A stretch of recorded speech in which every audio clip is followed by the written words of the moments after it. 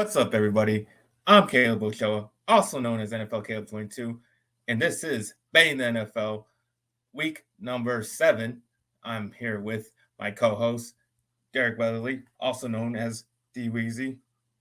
What's going on, man? Not much, just another week trying to keep them bankrolls growing and staying on that winning side. Yeah, I'm trying to do that too. Didn't have so great of a week. Had some close losses there. Trying to recover from that, but other than that, I'm doing pretty okay. But before we get into this week's picks and helping y'all make some money this week, we're gonna recap what happened in week 6, and I'll start off with what happened with the favorites. Straight up, they went 7-7. Overall, they're 54-39-1 against the spread. The favorites are the week 6. They went 6-8, and overall they're 39-54-1. So still, it's leaning heavy underdogs. Still going in through 6 weeks of the season. Home team straight up 8-6 last week, 49-39-1, and against the spread 7 and even 7-7, and 45-49-1. So still with the edge to the away teams. And then over and unders, this was the most surprising. I don't think I've ever seen a number like this. Uh, Last week we had 3-11 hits on the under. That's crazy to me, man. And that for an overall 35, 58-1. That's a crazy number to me. How much the unders are hitting. We are just not seeing any offense this season. We're seeing way low totals.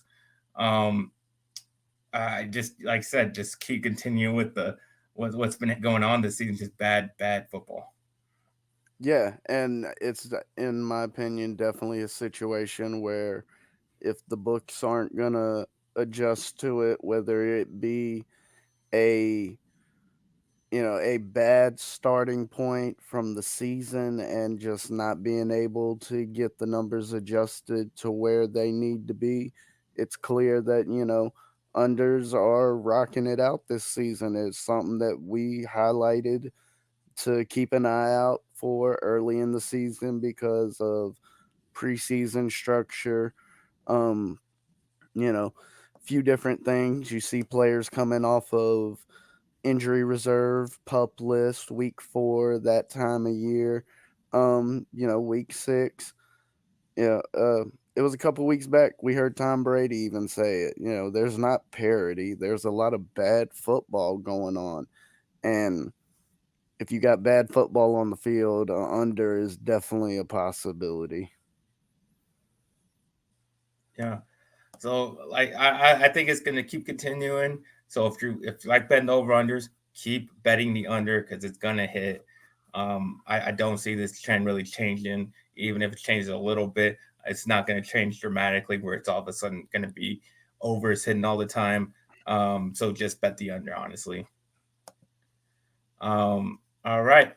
Well, get to the biggest upset of the week, and that came in the Tampa Bay Buccaneers at the Pittsburgh Steelers. The Steelers were 9.5 point underdogs, with the money line being plus 355.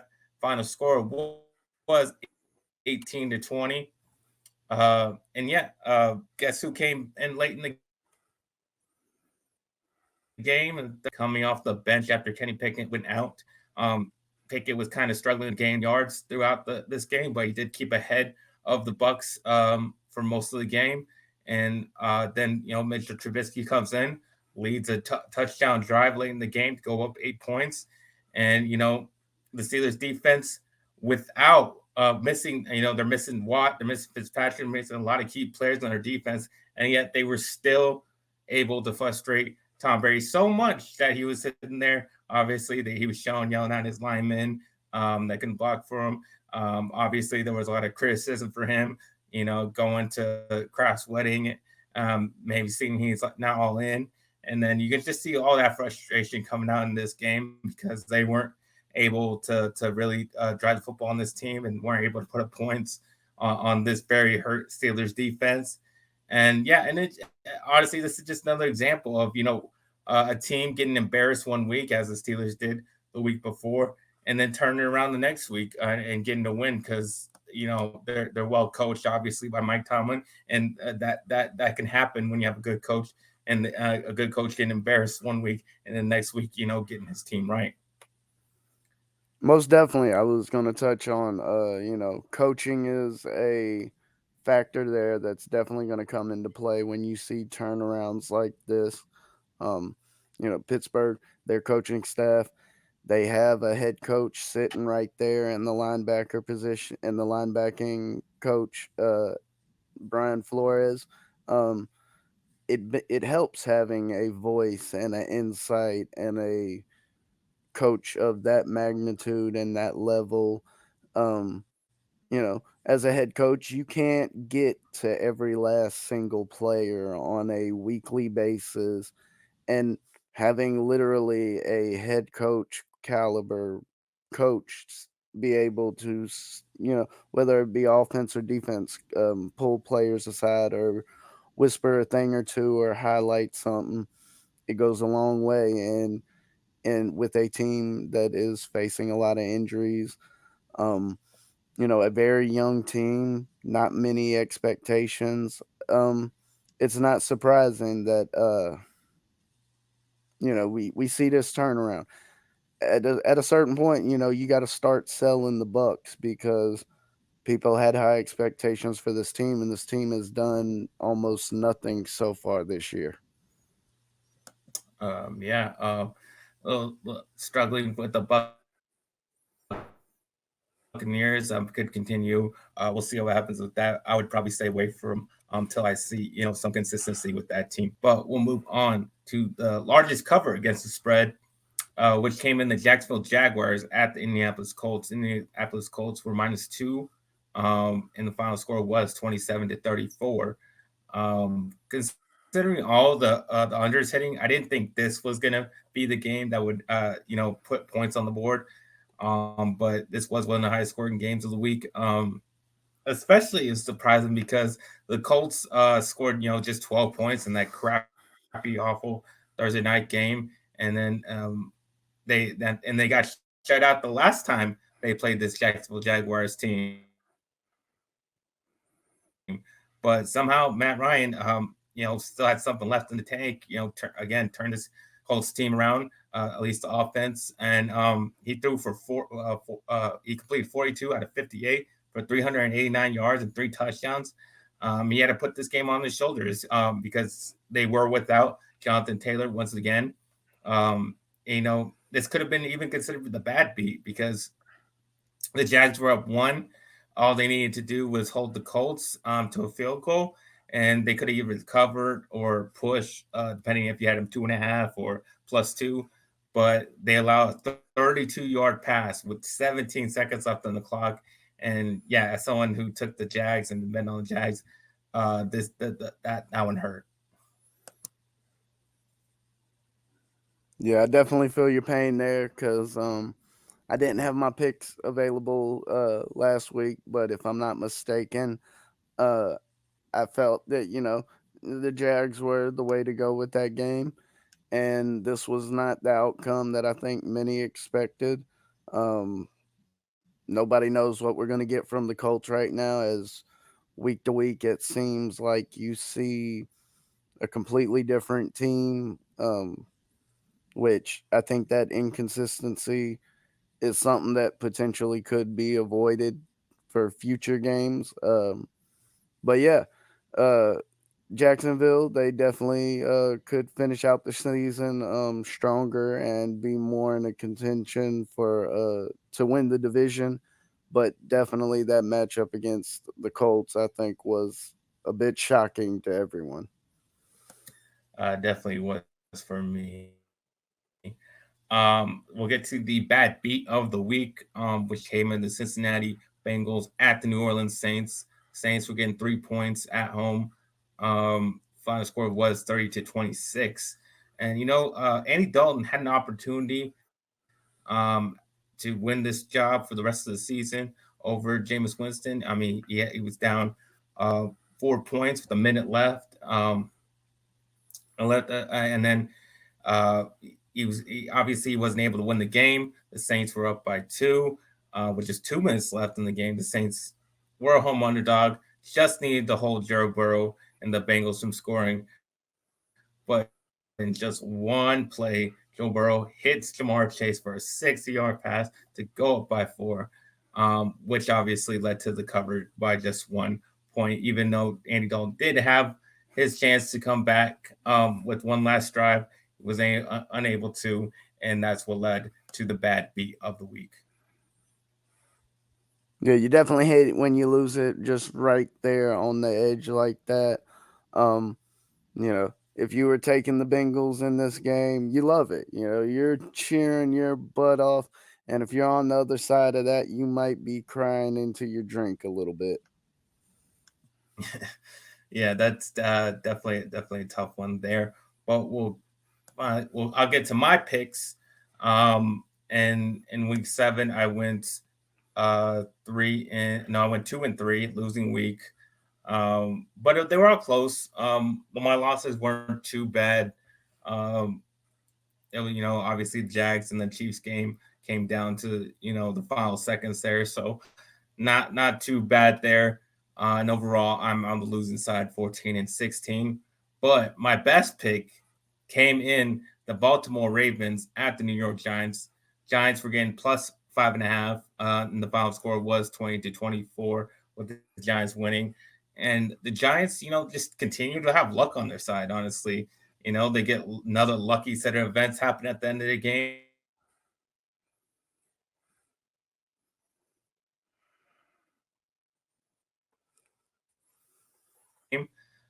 Giants, major reason for the Giants' success is obviously Brian Dable, their head coach, making adjustments when they get down by however many points. And I thought the Giants would keep it close. Obviously, that's why I picked them. But I ultimately thought they would probably lose by a field goal. But Lamar Jackson had a really bad fourth quarter. Made a terrible decision on the interception. Then on the very next drive, he gets strip sacked, and the Giants just continue to get it done with a lack of weapons. But we'll see if that continues, if they can continue to win like this. But it seems like in the meantime, they still will be undervalued by the odds makers. So for me at least, I think they will be a good bet going forward. For that reason. Yes, there's definitely a good chance that this team could be undersold in the sports books. Yeah, I was last week. I was on the other side in this game with Baltimore because, Baltimore, they were going to kind of have to show you something to win this game. We saw that it seems Brian Dable may have outcoached John Harbaugh in a couple different fashions. He was definitely out there with probably the lesser talented roster, and still, I mean, at no point in this game did it feel like the Giants were out of reach of winning this game, in my opinion. And, as we saw at the end, um, just a crazy play. Lamar Jackson tried to make something out of it, did what, you know, looking back on it, you shouldn't make that type of throw, make that type of decision. But being that he is the offense, he knows that he has to go out there and make a play, and that if he doesn't, it's unlikely that this offense moves downfield. If I'm not mistaken, at the time they were down by 3 or 4, so they needed points. They needed to get downfield to continue the game, and the ball being snapped over your head, 20 yards behind the line of scrimmage, you got to make a play somehow. And unfortunately, he wasn't able to do that. And, so it came down to, a little bit of luck and, some really good coaching. It seems like Brian Dayball, he's really been able to get, I don't want to say a turnaround necessarily, but he's really gotten a spark out of his players. And New York right now. Yeah, definitely. We'll see if we can keep it going in the weeks to come. But finally, my worst pick was my Cowboys +6 at the Philadelphia Eagles. Final score was 17 to 26. Eagles winning. I thought with how well our defense was playing, I just didn't think there would be any way that the Eagles. Uh, I didn't think that the Cowboys would not cover the spread, even if they lost. Obviously, Cooper Rush made the mistakes he avoided making for the 4 games he was starting. He threw 3 picks, putting the defense in bad spots that they just weren't able to overcome. Sirianni, did a good job and scheming up their offense to exploit the weakness in the Cowboys defense with the run game going right up the middle and taking advantage of our pass rush. And also with the RPO, they isolated Michael Parsons, made him make decisions. Whether quarterback or the receiver, and then our secondary we're kind of getting fooled with RPO as well. And then the Cowboys, still could have pushed even without that. Um, Brett Maher, if he just was able to kick that 60-yard field goal towards the end of the game. They still could have covered. Well, like I said, they could have pushed with 26-20, but it is what it is. It was bad. It was a bad loss for us. I didn't think Cooper Rush would play that bad. Um, like I said, I thought he'd keep consistent with how he was playing, but he turned into what he was. He's a backup quarter. That's what I've been saying the whole time. That's why I was reluctant to even bet on this team with Cooper Rush as quarterback this whole time because I didn't know what we were going to get week to week, and this was my fear. And then, but we're getting back this week, so I think going forward, the Cowboys will be a good bet, like we have been. Yeah, this was actually a game I was able to get in live after the lack of scoring to start the game. I saw the spread move up to about 7.5 before any points were put up. I felt that was a good number to come in at.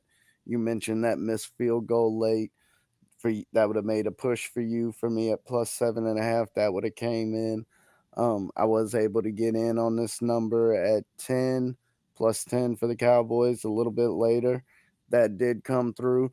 But and just in reference to that late field goal and how greatly something like that can swing a bet, where you know +6 doesn't look that good when you lose by 9, but when you look into the game itself and see that there was, a late missed field goal, it doesn't change the outcome, but it does make you feel a little bit better about your handicap.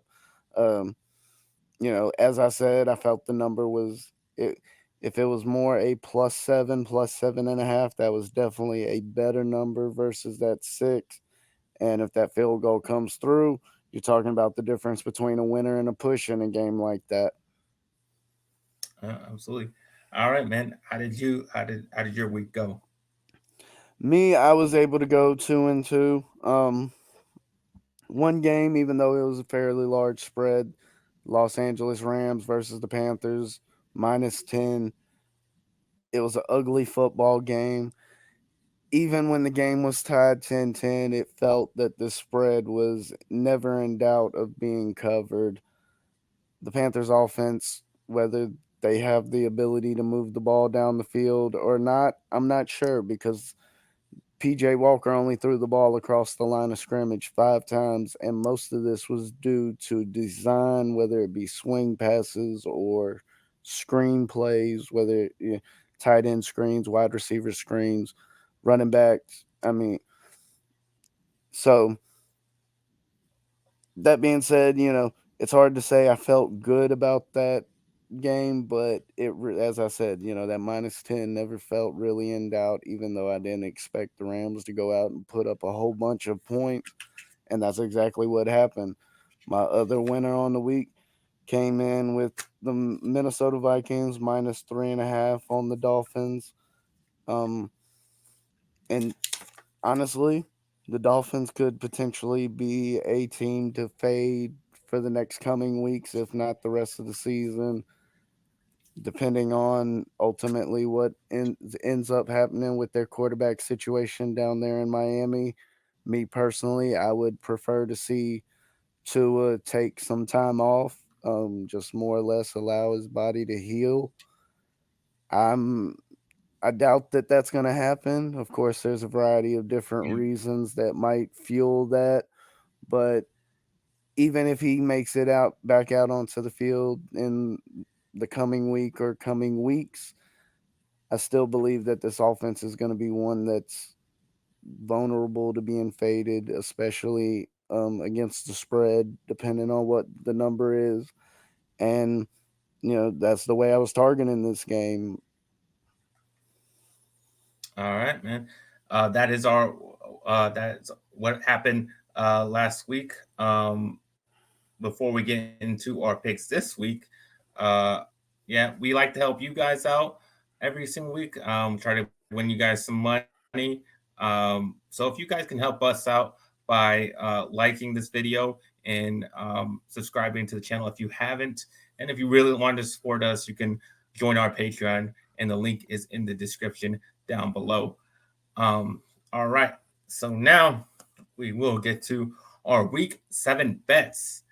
And I will start with the Atlanta Falcons +6 at the Cincinnati Bengals. The Falcons are both undefeated against the spread and coming off their upset victory over the 49ers as a 3-point underdog at home. And I'm going to keep rolling with them Falcons. Why I see no reason why they can't continue their 6-0 streak. The running game, I think will keep this game in range for them, or even be the reason why they win. They've run for 150 yards in out of their 6 games this season. And the Bengals are coming off an area victory against the Saints, where their defense gave up 26 points to an Andy Dalton led offense. A big reason for their struggles on defense against the Saints was because the Saints running game rushed for 228 yards. They had some problems with Taysom Hill running the ball. Marcus Mariota can do kind of the same deal and give them trouble as well. And with 6 points on the road, I like the Falcons to go 7-0 against the spread this season. Yeah, it's definitely hard to argue with that trend. You know, there's been a number of different ways where they've been able to cover the number, and that's exactly what they've done. I definitely think there's if the Atlanta Falcons are in a position where they can utilize the run game that works to their strengths, and if that occurs, then yes, them getting nearly a touchdown, I think makes them a very live play as far as taking them on the spread. All right.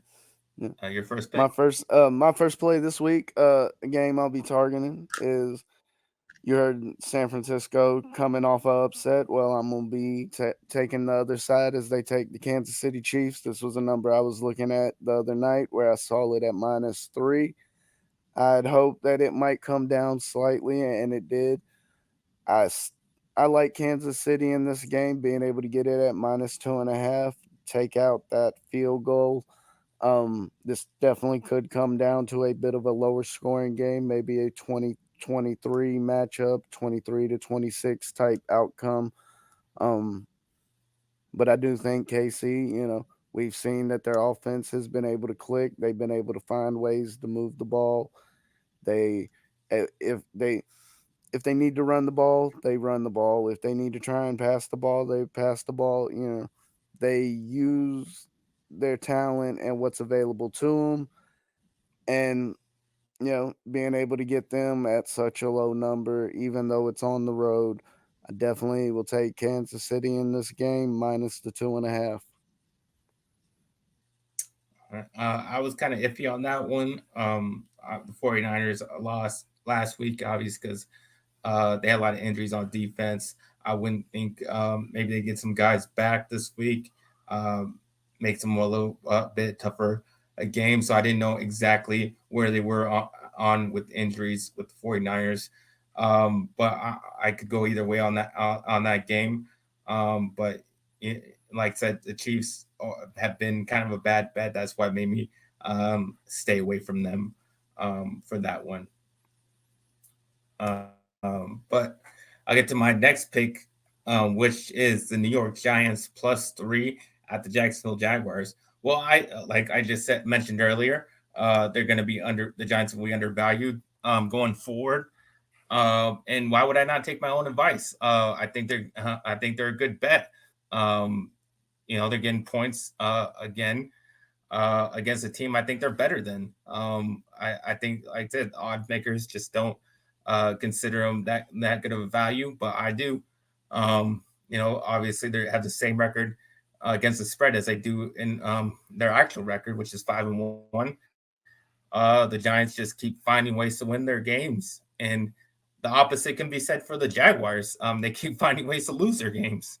Yes, most I definitely. keep I think that in this game it might be an instance of the wrong team being favorite, where even the money line could be a very live play.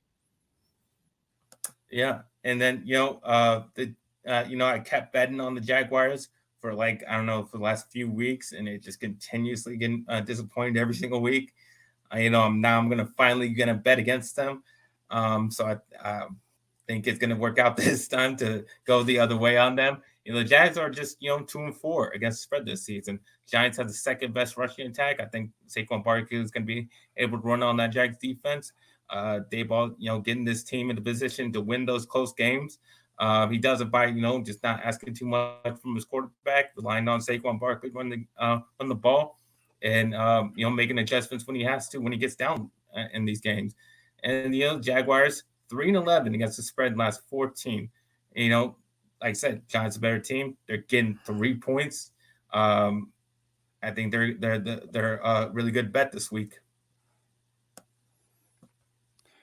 Yeah, my next play this week, I will be going with the New England Patriots against the Chicago Bears. New England Patriots -9.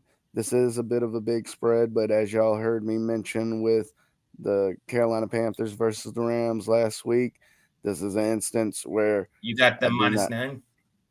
Yeah, I'm taking the I Patriots got them because I. minus 7.5. Oh wow, nice. Yeah, Yes. See that price shopping. You find that better yeah, but number, I you also play have it. I'm also on the Patriots. Same with you.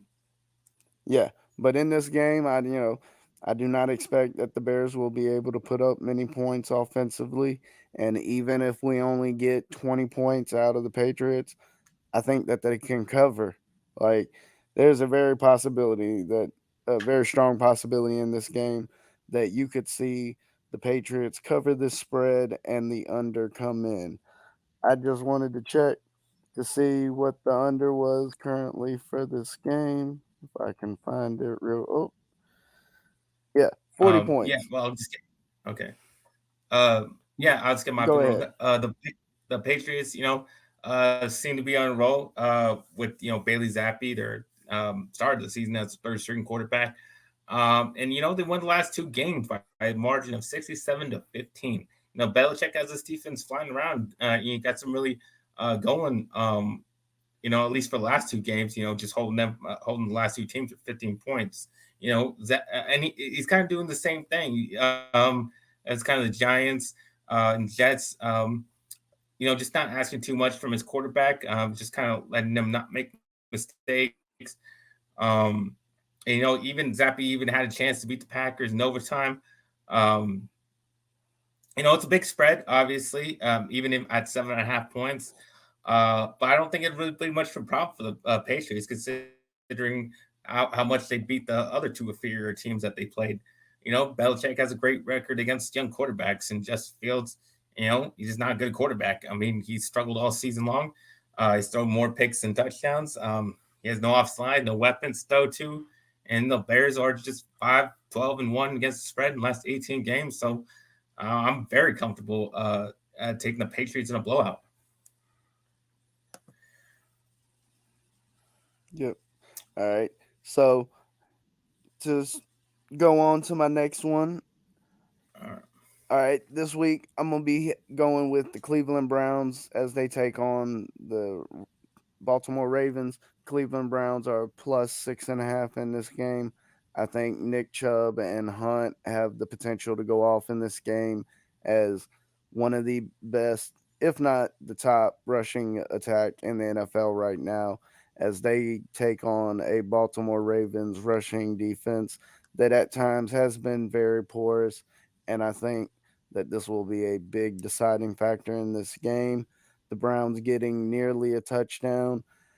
I'm not sure if they win this game outright, but I definitely think they cover and that this potentially comes down to a field goal, as we've seen many of Baltimore's games this year be decided by. All right, man. I'll get to my next one, and that is the New York Jets +2 at the Denver Broncos. The other team, New York, also has been surprising people in the odds makers as well. They're similarly getting disrespected by odds makers because they obviously don't care about their record because they're getting 2 points against a struggling Broncos team who has lost 3 straight games, and the Broncos offense looks like a mess. With obviously Russell Wilson and Daniel Hackett have just been a complete disappointment.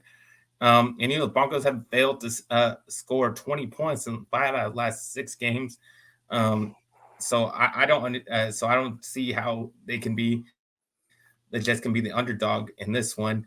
Like I said, odds maker just disrespecting both New York teams. But this will be a tough matchup for the Broncos. Robert Charlotte has defense playing well. They're 12th in both pass defense and rush defense. They get to the quarterback, and that's bad news for Russell Wilson because he holds on to the ball too long. He seems reluctant to get out of the pocket. And just similar to like I was saying, Giants and Patriots, they're just not asking too much from their quarterback. Playing with Brees Hall leading the way, and that seems to be a winning formula for them. And Jets are 4-2 against the spread this season, same as their actual record, and the Broncos 3-7 in the last 10 games. So I'm gonna take the Jets with the points. So what you're not saying is Broncos country. Let's ride. No, no, let's ride. They're not riding nowhere.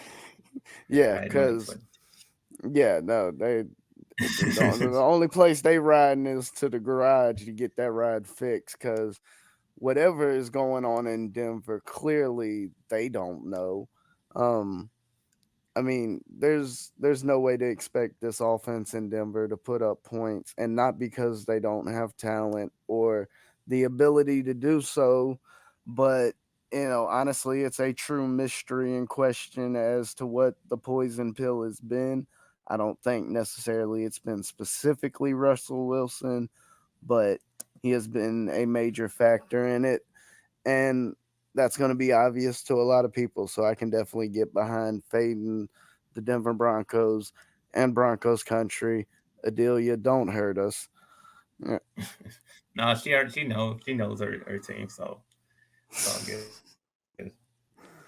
Yeah. So my final pick this week, it's another big spread, but I don't think my Carolina Panthers can put up points. And when you can't put up points, you can't cover a spread. It's that simple. Tampa Bay coming in -11.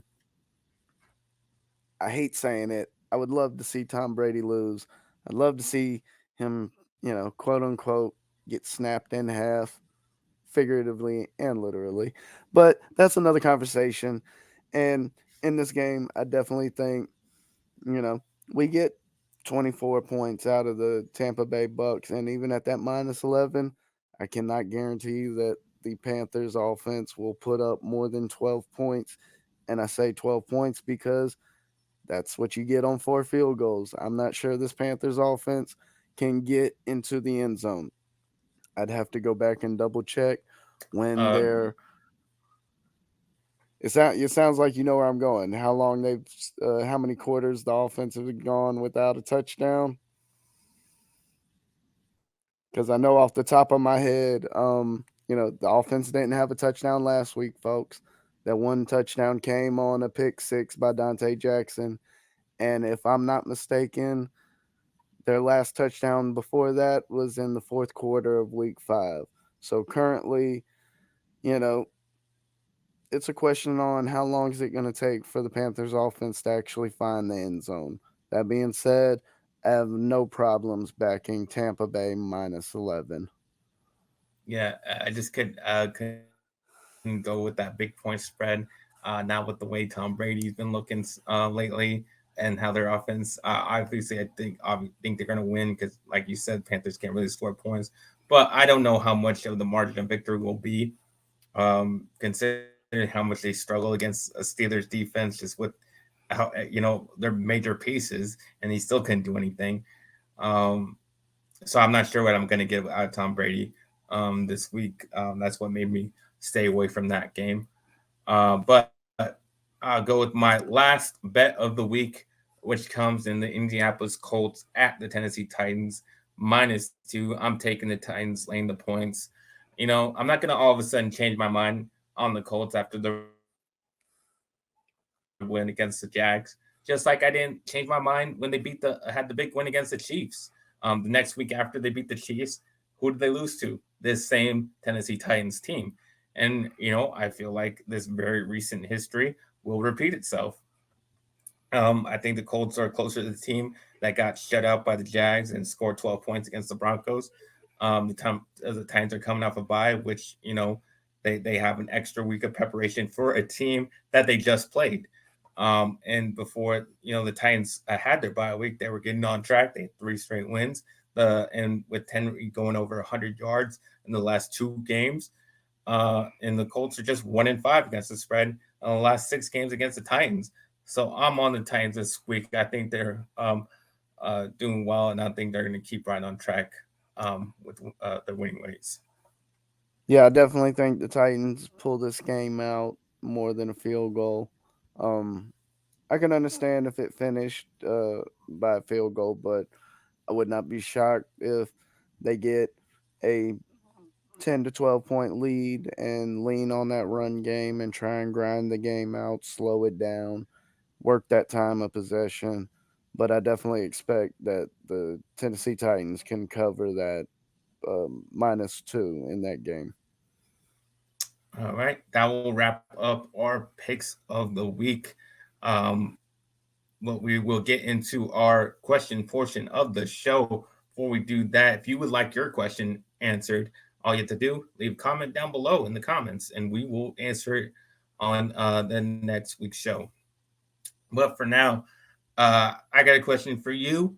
Uh, this is a time of the year that we have, like you were mentioning on LVHT, that we have all the major sports going on the same day. That will happen on this Thursday.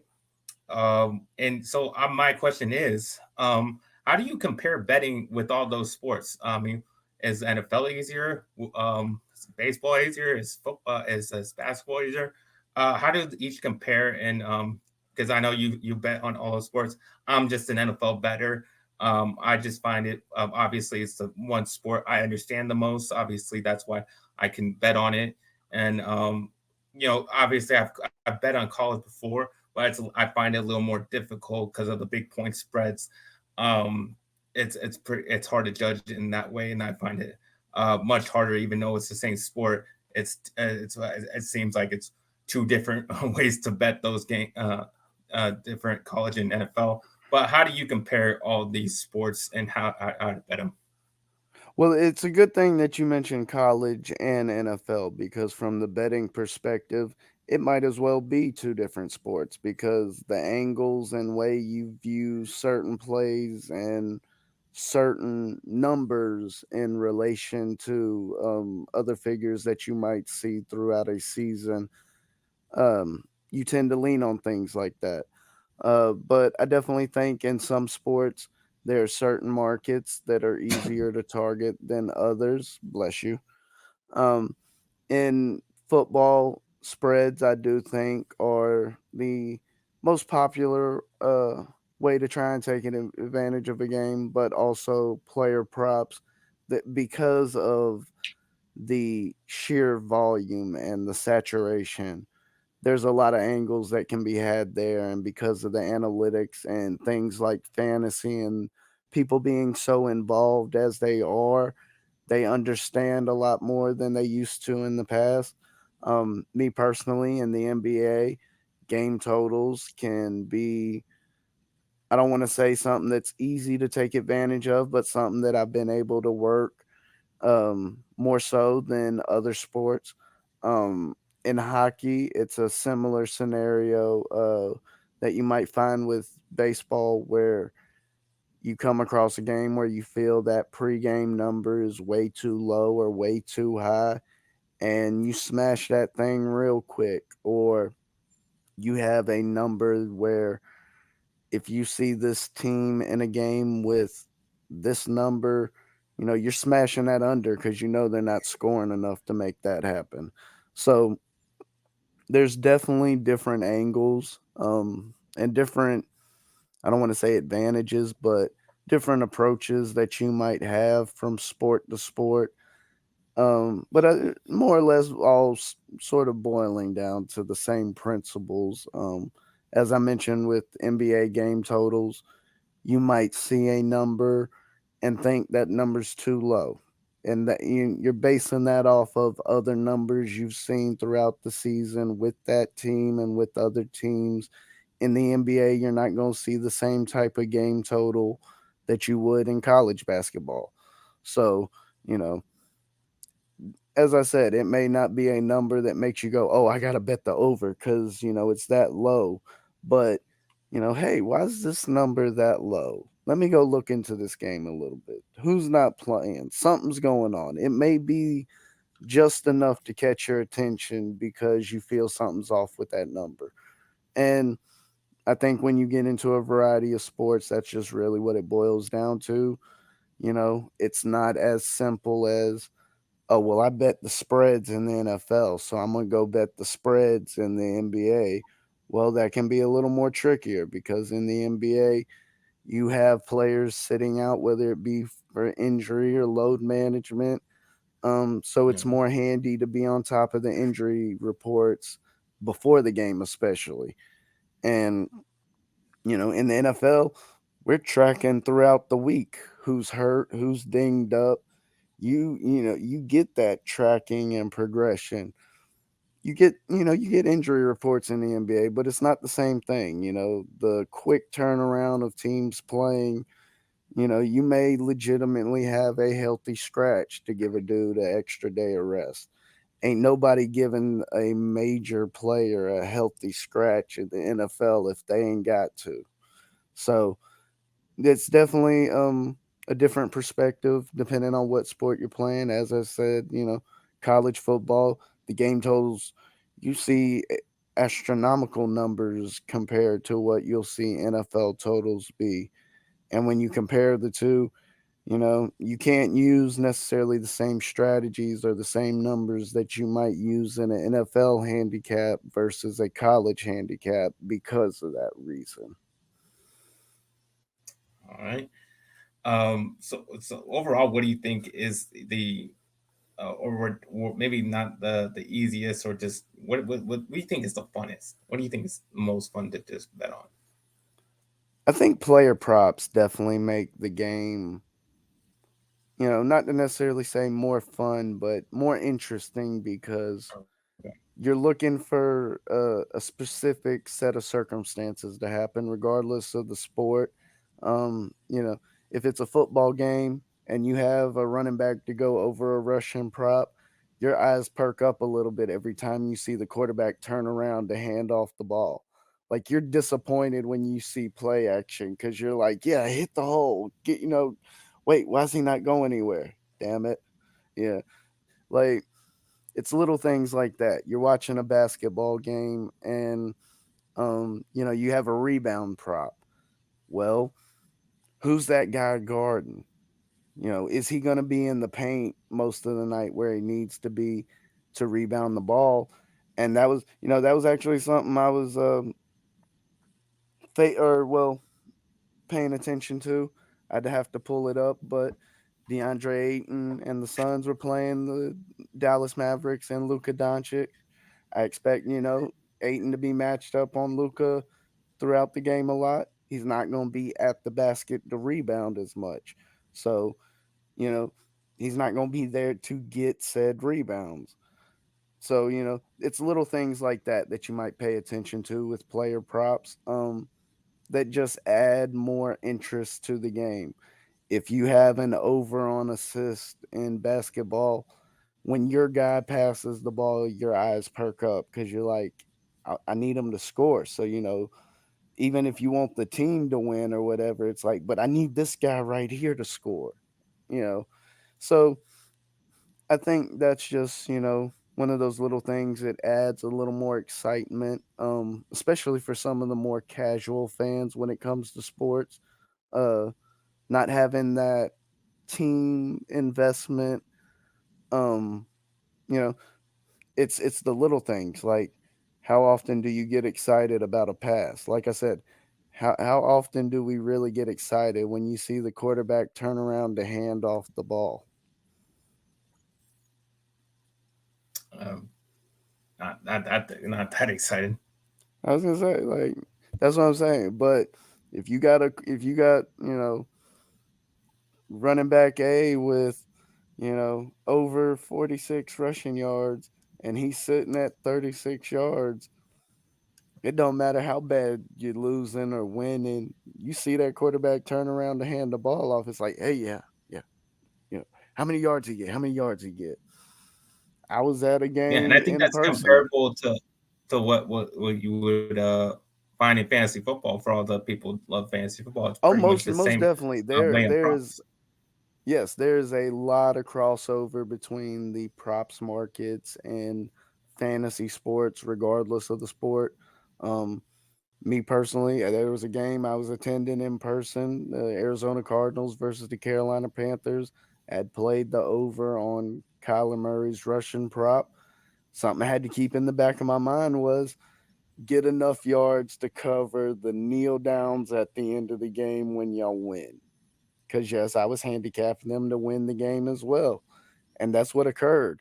Do you know how sick I would have been if I'd have come in a couple of yards under because they did the kneel down? But you're standing in the stands like, oh my god, how many yards has he got? How many yards has he got?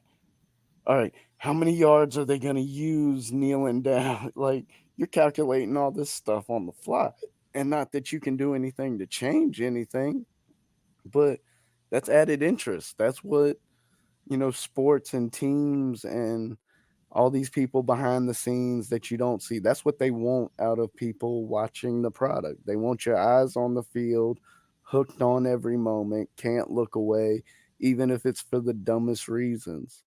But I Okay. think props are definitely, one of those things that, regardless of the sport, it definitely can add just a little bit of added excitement because of the. It, it's almost like the stat within the stat. And for us, sports junkies, a lot of us, even not analytic people, we love some stats. We love to recite some stats in an argument. Oh, this guy went for X amount of yards on X amount of carries. And, that's what we do. So from a fun perspective, oh yes, props can get interesting. And if you can find a good angle on them, you might even find some serious value behind some of those props and pushing the number out a little bit. All right. So you got two questions there. So hopefully that helps you guys out. Um, but that is our show for the week. So you can let everybody know where they can find you, DWeezy. Yeah, y'all can catch me at Backyard Action Media here on YouTube, and you can also catch me Wednesdays on the lunch break hot takes. And of course, you can catch me here with Caleb right here on LGR, folks. All right. You can find me at NFL Caleb 22 on Twitter and Instagram. You can find me on this channel doing Good Friends Battle Rivals on Mondays. Sometimes the time gets a little weird, but we will be on Monday. Um, uh, with my co-host Ferris Muthana. And then you can find my articles that go along with this show on our website at letsgetreadynetwork.com. So yeah, thanks for watching. We'll be back next week for our week 8 picks, and you know, again, we are trying to make you guys money. That's the goal here. That's all we're trying to do. So you know, let's get ready to make some money.